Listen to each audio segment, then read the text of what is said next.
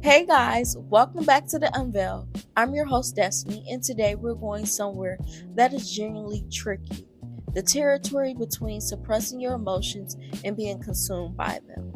Because here's the thing, the conversation around emotion healing tends to go to one of two places. Either feeling everything, let it all out, express yourself fully, or control your mind, don't let your feelings run you. In both of those, taken to an extreme, miss something important. So today, I want to talk about the middle way, the practice of actually feeling your feelings without drowning in them, of being present with your emotional experience without being swept away by it. Let me start by naming two most common ways people avoid actually feeling their feelings. The first one is suppression.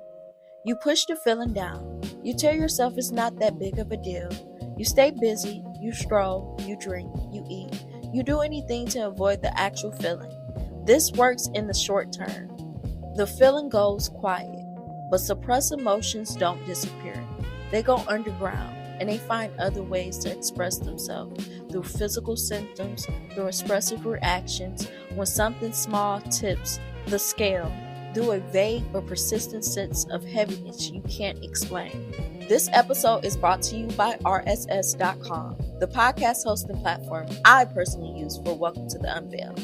If you've been thinking about starting your own podcast, RSS.com makes it simple, affordable, and legit.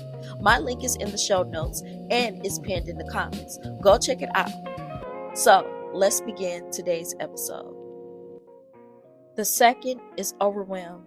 You fall into the feeling completely. It becomes a spiral. You're not just sad. You're convinced you always will be sad. You're not just anxious. You're certain catastrophe is coming. You're not just angry. You're rehearsing every injustice, building the case, getting more activated. The feeling becomes the whole reality. Neither of these is actually feeling your feelings. Suppression is avoidance. Overwhelm is fusion. What we're after is something different. What therapy sometimes calls being a compassionate witness to your own experience. Here's what that looks like in practice. When a feeling arises, the first move is to name it, not evaluate it, not fix it, just name it. I'm feeling sad right now. I'm feeling anxious. There's anger here. Naming activates the prefrontal cortex, the thinking brain, and begins to create just enough distance between you and the feeling to allow for observation rather than fusion. The second move is to locate it in your body. Where do you feel it physically?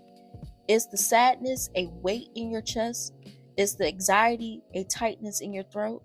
Is the anger a heat in your face or hands? Getting into the body sensation rather than the mental story is crucial, because the sensation is finite. It rises, peaks, and passes. The mental stories can go on indefinitely. The third mood is to allow it without amplifying it. Breathe with it, don't push it away, don't feed it more story either. Just let it be present. This is here. I can be with this. Like standing at the edge of the ocean and letting a wave wash over your feet. Fully feeling it without being knocked over. The fourth move is to watch it pass. Emotions, when we don't suppress them and when we don't amplify them, tend to move through in waves. They rise, peak, and subside, usually within a matter of minutes. The feelings that feel like it will last forever, when you actually stay present with it, often resolve much faster than you expect. This practice takes time to build. You've spent years either running from feelings or being swallowed by them.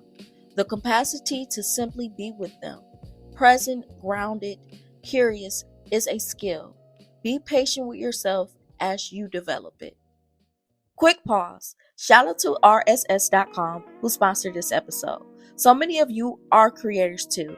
Writers, speakers, healers, coaches, people with something real to say. And if you've been thinking about starting a podcast, I want you to know it's more accessible than you think. I use RSS.com to host Welcome to the Unveil and distribute your shows everywhere automatically. Spotify, Apple, Amazon, and their support is actually helpful. Your voice deserves a platform. RSS.com can be that. My link is in the show notes and pinned in the comments. Now, where were we? Because you are not your feelings, but your feelings are messages from your inner world, and they deserve to be heard. When you learn to feel them without being defined by them, when you say, I am sad right now, rather than I am broken, I will always be this way, something remarkably happens. That feeling moves faster. They teach you more, and you discover a groundness in yourself that doesn't depend on emotional weather.